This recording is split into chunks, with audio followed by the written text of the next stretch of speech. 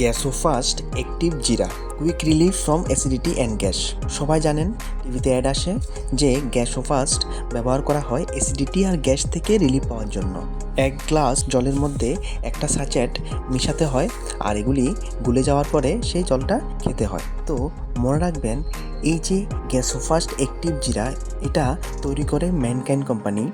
আর এটার মধ্যে এমন কিছু ইনফরমেশান আছে যেগুলি আপনার জেনে রাখা খুবই প্রয়োজনীয়। তার মধ্যে সবচেয়ে ইম্পর্টেন্ট হচ্ছে গিয়ে এটার ডোসেস, যে একদিনে আপনি কয়টা গ্যাসোফাস্ট নিতে পারবেন, বা কন্টিনিউ কতদিন আপনি গ্যাসোফাস্ট খেতে পারবেন, বা কত বছরের বয়সের বাচ্চারা গ্যাসোফাস্ট খেতে পারবেন না। মনে রাখবেন, 12 বছর থেকে শুরু করে 12 বছরের উপরের বয়সের যেসব বাচ্চারা আছে, আর যারা প্রাপ্তবয়স্ক বা যারা অ্যাডাল্ট, তারা এই গ্যাসোফাস্টটা খেতে পারবেন। 12 বছরের ছোট বাচ্চারা কিন্তু গ্যাসোফাস্ট খেতে পারবেন না। আর ভিডিওতে বাকি ইনফরমেশন শেয়ার করার আগে চ্যানেলে যারা নতুন এসেছেন, তারা কিন্তু এই ধরনের মেডিসিনাল ইনফরমেশনগুলি ফ্রিতে কন্টিনিউ পেতে চ্যানেলটি সাবস্ক্রাইব করে রাখবেন।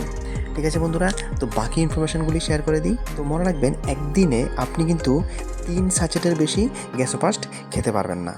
আর একটা গ্যাসোফাস্ট খাওয়ার 2 থেকে 3 ঘন্টা পরে আপনি আবার প্রয়োজনে আরেকটি গ্যাসোফাস্ট খেতে পারবেন, যদি প্রয়োজন হয়। আর মনে রাখবেন, গ্যাসোফাস্ট খাওয়ার 1 থেকে 2 ঘন্টা পরে 1 গ্লাস কোল্ড ওয়াটারের সঙ্গে মিক্স করেই কিন্তু খেতে হবে। আর মনে রাখবেন, 14 দিনের বেশি কন্টিনিউ কিন্তু আপনি গ্যাসোফাস্ট খেতে পারবেন না, যদি আপনার ডক্টর আপনার জন্য সেটা রেকমেন্ড না করে।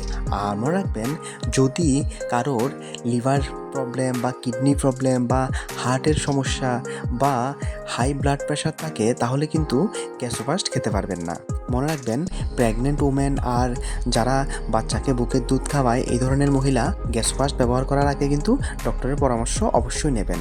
আর মনে রাখবেন, এটাকে স্টোর করতে গেলে কুল আর ডার্ক প্লেসে স্টোর করবেন, প্রোটেক্টেড ফ্রম ময়েশ্চার, জলীয় বাষ্প থেকে দূরে রাখবেন।